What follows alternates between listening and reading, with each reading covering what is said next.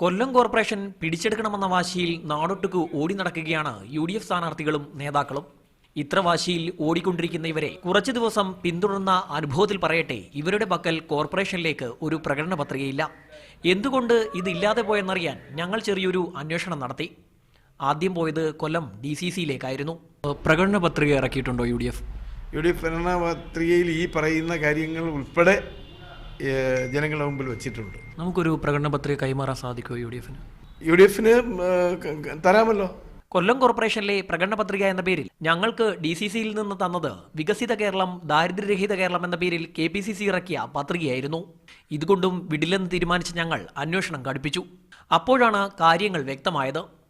പ്രകടന പത്രിക ഉണ്ടാക്കാൻ UDF ചുമതലപ്പെടുത്തിയത് RSP പ്രാദേശിക നേതാവായ K ഭാസ്കരനെയായിരുന്നു. 9-ാം തീയതി പ്രകടന പത്രികയുടെ അന്തിമ രൂപം തയ്യാറാക്കി DCCയിലെത്തിയ ഭാസ്കരനോട് മത്സരിക്കാൻ സീറ്റില്ലെന്ന് UDF കൺവീനർ കരുണാകരപിള്ള പറഞ്ഞു.